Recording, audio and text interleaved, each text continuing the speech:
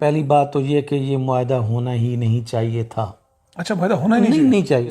اس معاہدے میں نہ تو لبیک کو کوئی فائدہ ہے اور نہ ہی حکومت کو کوئی فائدہ ہے، نہ ہی ریاست کو کوئی فائدہ ہے۔ وہ سفیر نکل جاتا ہے اور چلا جاتا ہے تو ظاہر ہے کہ یورپی یونین اس کو محسوس کرے گی کہ نہیں کرے گی۔ بسم اللہ الرحمن الرحیم۔ نادر بلوچ ایک نئی ویڈیو کے ساتھ حاضر خدمت ہے۔ آج ہم بات کریں گے جناب حکومت اور تحریک لبیک کے درمیان ہونے والے معاہدے کی، اور اس کے علاوہ پی ڈی ایم کا جو احتجاج مارچ میں ہونے جا رہا ہے، اس حوالے سے یہ موضوع شخصیت میرے ساتھ موجود ہیں، محترم جناب گلزار احمد نعیمی صاحب۔ آپ سربراہ ہیں جامعہ نعیمیہ کے، اس کے علاوہ جماعت اہل حرم کے بھی سربراہ ہیں، ملی یکجہتی کونسل کے ڈپٹی سیکریٹری جنرل ہیں، اور اس کے علاوہ قومی اقلیتی کمیشن کے رکن بھی ہیں، اور پیر نور الحق قادری صاحب کے بھی بڑے قریبی دوستوں میں شمار ہوتے ہیں، اور ان سے بہتر کون اندر کی خبریں جانتے ہیں۔ تو انشاءاللہ ان سے بات کرتے ہیں۔ سر، بہت بہت شکریہ کہ آپ نے اپنا قیمتی وقت دیا۔ یہ بتائیں، آپ کو لگ رہا ہے کہ پی ڈی ایم کوئی نکال پائے گی، حکومت کو کوئی ٹف ٹائم دے پائے گی؟ بسم اللہ الرحمن الرحیم۔ بلوچ صاحب بہت شکریہ، آپ تشریف لائیں۔ میں گزارش کروں گا کہ پی ڈی ایم جو ہے وہ کوئی چونکہ جماعت نہیں ہے اور نہ ہی اس کی کوئی مضبوط فاؤنڈیشنز ہیں۔ جتنے بھی وہاں پہ بڑی جماعتیں ہیں ان کے جو منشور ہیں وہ الگ ہیں، اور ان کی سوچیں جو ہیں وہ الگ ہیں، ایون کہ مفادات جو ہے وہ ان کے الگ ہیں۔ دیکھیں، مقاصد پر تو جو اتحاد ہوتے ہیں وہ بڑے مضبوط ہوتے ہیں، اور ان میں مقاصد میں بھی جتنا علو ہوتا ہے، جتنی بلندی ہوتی ہے، اتنی بھی مضبوطی آتی ہے۔ لیکن چونکہ یہ جو پی ڈی ایم کا ہے اتحاد ہے، اس میں بہت سارے ذاتی مقاصد ہیں، مفادات ہیں، اور ہر پارٹی کے اپنے مفادات ہیں، اور وہ ایز اے پریشر گروپ کے طور پر جو ہے وہ اس پی ڈی ایم کو یوز کر رہی ہے، اور جتنا جو ہے نا وہ پریشر ڈال کر وہ اپنے مفادات حاصل کر رہے ہیں وہ کر رہے ہیں۔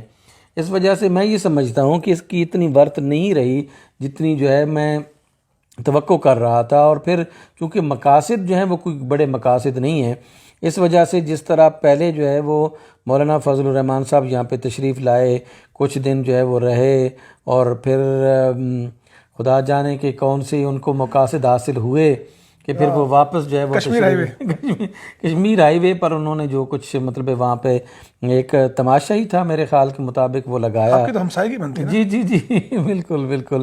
تو ہم نے تو خیر دیکھیں، ہم نے تمام یہاں پہ جو ہمارے اہل سنت کی مساجد تھیں، ہم نے تمام دوستوں کو ان کو کہا کہ دیکھیں یہ ایک مسافر ہیں، عوام الناس ہیں، آپ ان کے لیے مسجدیں کھولیں، آپ ان کے مسائل جو حل کریں۔ تو ہمارے آس پاس کی جتنی بھی مساجد تھیں، ایون کہ ہمارے ہاں بھی وہ لوگ ان کے لوگ آتے رہے، ہم ان کو فیسیلیٹیٹ جو ہے وہ کرتے رہے کہ دیکھیں نا، وہاں تو پھر سردیاں بھی تھیں اور دوسرا پھر جو مسائل تھے، لیکن وہ خدا جانے کہ پبلک کو کیا سوچتی ہے کہ وہ ایسی چیزوں پر آتے ہیں اور پھر بغیر مقصد کے چلے جاتے ہیں، اور پھر اپنے لیڈر سے پوچھتے بھی نہیں بھائی ہمیں بلایا کس لیے تھا، اب واپس بھیج رہے ہیں تو کس لیے بھیج رہے ہیں۔ تو یہ ایک استحصال ہے پبلک کا، جو خود پبلک ایک طرف ایک اینڈ پہ کروا رہی ہے اور دوسری طرف جو ہے وہ قائدین کر رہے ہیں، چاہے وہ مذہبی قائدین ہوں چاہے وہ سیاسی قائدین ہوں، وہ عوام کا استحصال کر رہے ہیں، چاہے ان کی غربت سے فائدہ اٹھا کر، چاہے ان کی سادگی سے فائدہ اٹھا کر۔ چلیں، یہ تو ہو گیا مارچ اور پی ڈی ایم کا معاملہ۔ اب جو دوسرا معاملہ ہم دیکھ رہے ہیں کہ آپ کو یاد ہوگا، پہلے بھی ایک فیض آباد میں دھرنا ہوا، اس کے بعد حکومت کے ساتھ معاہدہ بھی ہوا۔ ظاہر ہے کہ اب نور الحق قادری صاحب کے آپ کے دوست بھی ہیں، اچھا تعلق بھی ہے۔ ابھی جو یہ ہم نے دیکھا کہ دھرنے کو جو معاملہ تھا 16 فروری، اس کے بعد ایک ضمنی معاہدہ سامنے آیا۔ کیا لگ رہا ہے کہ فرانس کا سفیر نکالنا اتنا آسان ہے، اور نکالنے کے لیے حکومت کوئی سنجیدہ اقدامات کرے گی؟ دیکھیں بلوچ صاحب، ایک تو میں گزارش کروں نا اس حوالے سے کہ پہلی بات تو یہ کہ یہ معاہدہ ہونا ہی نہیں چاہیے تھا۔ اچھا، معاہدہ ہونا ہی نہیں چاہیے تھا۔ میں یہ سمجھتا ہوں کہ اس معاہدے میں نہ تو لبیک کو کوئی فائدہ ہے اور نہ ہی حکومت کو کوئی فائدہ ہے، نہ ہی ریاست کو کوئی فائدہ ہے۔ دیکھیں، ریاست کو نقصان ہے اس میں۔ اگر فرض کریں کہ وہ سفیر نکل جاتا ہے اور چلا جاتا ہے تو ظاہر ہے کہ یورپی یونین اس کو محسوس کرے گی کہ نہیں کرے گی؟ ڈیفینیٹلی محسوس۔ تو ہمارے جو انٹرنیشنل ٹریڈ ہے، کیا وہ اس سے متاثر ہوگی کہ نہیں ہوگی؟ ایک تو اس کا اکنامک پہلو ہے، ٹھیک ہے جی، اور اکنامک پہلو کے لحاظ سے، معاشی پہلو کے لحاظ سے ہمیں نقصان ہے۔ اب آ جائیں کہ اگر سفارتکار یہاں سے چلا جاتا ہے، ایمبیسڈر آف فرانس یہاں سے چلا جاتا ہے، تو ہمارے ناموس رسالت کے جو آئیڈیا ہے یا اس کا جو یعنی سٹینس ہے اس کو اس سے کتنا فائدہ پہنچے گا؟ مطلب ایک سفیر نکل گیا، فرانس کا سفیر نکل گیا، فرانس کا میسج نہیں جائے گا؟ کوئی کیا میسج آئے گا جی؟ پوری یورپین اور پوری دنیا کو میسج نہیں جائے گا؟ نہیں، کس چیز کا میسج آئے گا؟ میسج فرض کریں ایک جائے گا پاکستان کے حوالے سے نیگیٹو میسج جائے گا۔ میرا سوال یہ ہے کہ کیا اس فرانس کے سفیر کو نکالنے کے ساتھ جو ہے وہ وہاں پہ سکیچز اور خاکے بننے بند ہو جائیں گے؟ وہ جیسے توہین کر رہے ہیں رسول اللہ صلی اللہ علیہ وآلہ وسلم کی، کیا وہ توہین ختم ہو جائے گی؟ آپ مجھے بتائیں، یہ ختم ہو جائے گی اس سے؟ میں جب یقینی طور پہ نہیں کہہ سکتا۔ نہیں یقین آپ کیسے دیگر حوالے سے بھی آپ نہیں کہہ سکتے نا، غیر یقینی سے بھی کیسے کہہ سکتے ہیں؟ آپ نکال رہے ہیں ایک یعنی اسٹیٹ کے سفیر کو آپ نکال رہے ہیں، اس سے پھر آپ پوزیٹیو جو ہے وہ یعنی جیسچر کی توقع کریں گے کہ وہ آپ کے ساتھ مثبت رویہ رکھے گا؟ نہیں، کیا آپ کو امکان یہ بھی ہے کہ کسی اور ملک میں بھی ہو سکتا ہے؟ تو پھر کیا آپ یہ بھی کہا کہ اس ملک دیکھیں یورپی یونین جو ہے وہ کچھ بھی کر سکتی ہے، وہ تو ایک اکائی اب بن چکی ہے نا، وہ کہے گی کہ ٹھیک ہے اگر آپ نے ہمارے سفیر کو نکالا ہے تو یہ ہماری توہین ہے، ہمارے آپ کے ساتھ جو ہے وہ۔ اچھا، ویسے ایک موقف یہ بھی اپنایا تھا کہ انہوں نے سرکاری سطح پر کیا، تو سرکاری سطح پر ری ایکشن تو ہونا چاہیے نا۔ دیکھیں سرکاری سطح پر ری ایکشن ہوا ہے نا، ہر جگہ پر جو ہے وہ یعنی قراردادیں پاس کی گئی ہیں، اور دیکھیں نا لڑائی تو نہیں لڑی جا سکتی، اب یہاں سے میزائل تو نہیں مارا جا سکتا نا، فرانس کو تباہ و برباد تو نہیں کیا جا سکتا۔ سر یہ ایٹم بم کس نے رکھا ہوا آپ نے؟ کمال کرتے ہیں، سر یہ تو آپ جذباتی بات کر رہے ہیں نا، آپ جو ہے نا وہ جذباتیوں کے انٹرویو کر کے میرے خیال ہے نا کچھ آج کے آپ کے اندر ہی جو ہے نا وہ جذباتیت آ گئی ہے۔ دیکھیں معاملہ ہے کہ یہ ریاستوں کے معاملے ہیں، اور پاکستان ہو یا دنیا کی کوئی ریاست، اور یہ بھی کہیں ناموس سے رسالت سے بڑھ کر کیا چیز ہو سکتی ہے؟ اس میں کوئی شک نہیں ہے۔ میں دیکھیں نا ہم سے زیادہ بھی ہم اپنے آپ کو سب سے بڑے عاشق رسول اور مسلمان سمجھتے ہیں۔ ہم یہ سمجھتے ہیں کہ اگر کوئی پاسبل ہو کہ ہم جو ہے وہ اس کو رکوا سکیں تو اس طرف ہمیں جانا چاہیے نا۔ اب یعنی فرانس کے سفیر نے یہاں پر کوئی گستاخی کی ہے؟ نہیں۔ فرانس کی کسی بھی امبیسی سے کوئی گستاخی آئی ہے؟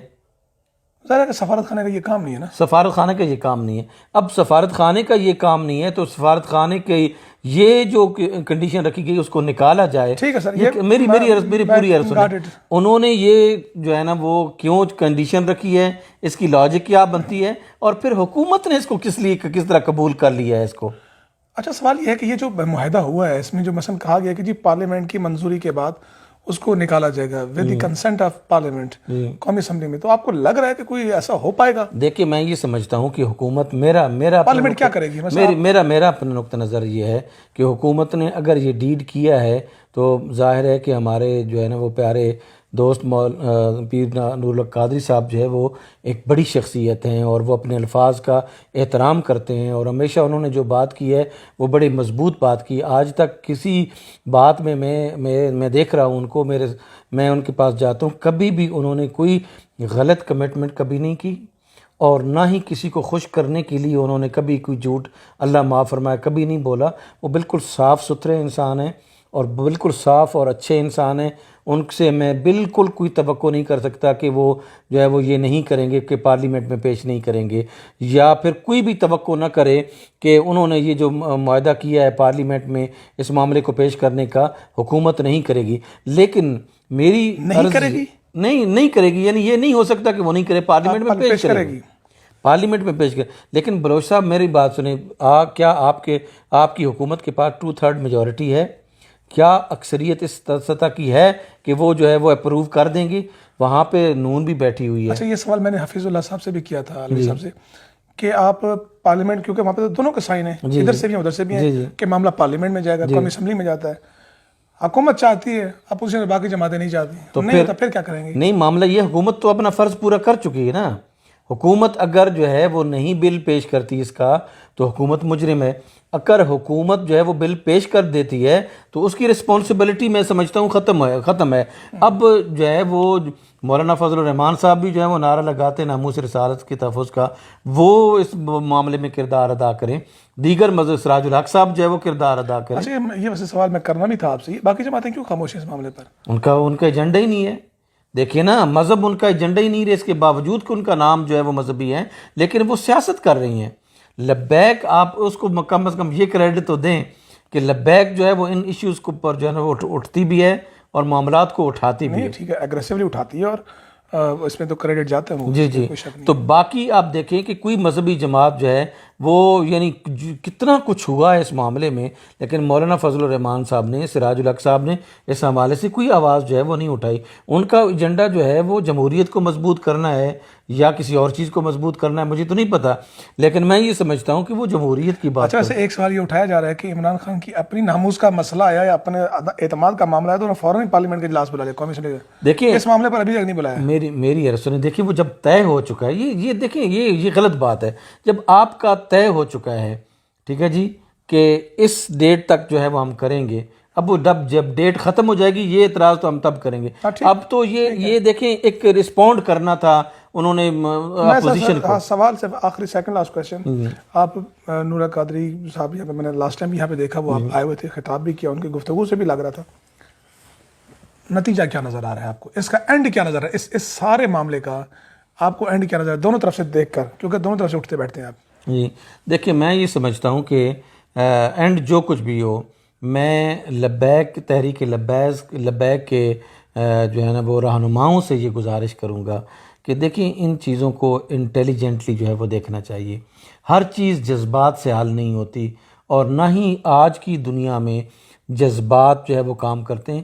آپ جو ہے وہ لاجک کے ساتھ، ریزن کے ساتھ جو ہے وہ بات کریں. دیکھیں آپ اگر ایسی جذباتیت دکھائیں گے جس سے اسلام کا کہ جو پوری پکچر ہے اس پر نیگیٹو اثرات مرتب ہوں گے، اور پاکستان کو ایک دہشت گرد ریاست کے طور پر جو ہے وہ ہم دنیا کے نقشے پر یا دنیا کے سامنے لے کے آئیں گے، تو اس سے ہمارا جو مشن ہے یعنی تحفظ ناموس رسالت کا جو مشن ہے اس کو نقصان پہنچے گا، اس کو فائدہ نہیں پہنچے گا. اس وجہ سے میں یہ سمجھتا ہوں کہ پریشر ضرور ڈیولپ کرنا چاہیے، اور اس حد تک جو ہے وہ ضرور کرنا چاہیے کہ کم از کم جو ہے بین الاقوامی سطح پر. دیکھیں یہ پاکستان میں اگر ہو رہا ہوتا نا تو جو کچھ بھی یہ کر رہے ہوتے میں اس کو جسٹیفائی کرتا. یہ کسی دوسرے ملک میں ہو رہا ہے، اور اب یہ آئینی ریاستیں ہیں. دیکھیں یہ کوئی، آپ کہہ رہے تھے نا کہ ہم بم مار دیں، بم کیسے ہم ماریں گے؟ ایک تو ہم سے وہ بہت زیادہ دور ہیں، دوسرا یہ کہ ہر ریاست کا ایک اپنا آئین ہے، قانون ہے اور ضابطہ ہے. دنیا کسی زمانے میں صرف طاقت کے اصول پر چلتی تھی، آج ریزن کے اور اچھا وہ بات میں نے سوال کے جواب لینے کے لیے کی تھی. تو میں یہ سمجھتا ہوں کہ لاجک اور ریزن جو ہے وہ زیادہ کارآمد ثابت ہوتی ہے بجائے اس کے کہ ہم جذباتیت میں. اب ہماری گورنمنٹ جو ہے یا تو اس کے اینڈ پر یعنی ناموس رسالت کے حوالے سے یہ کوئی کوتاہی کر رہی ہے تو پھر تو آپ ضرور اس کو جو ہے مورد الزام ٹھہرائیں. آپ کو کوئی نظر نہیں آ رہا ہے، مجھے کوئی نظر نہیں، مجھے اگر نظر آ رہا ہوتا تو میں یقین جانیں کہ بالکل اس حوالے سے آواز اٹھاتا، جتنی میں آواز اٹھا سکتا ہوں. ایک کمزور آواز ہی سی، لیکن میں ضرور آواز اٹھاتا. بہت شکریہ مفتی صاحب، آپ نے اپنا قیمتی وقت دیا. دوستوں انشاءاللہ نئی ویڈیو کے ساتھ حاضر خدمت ہوں گے. مجھے دی اجازت، اللہ حافظ.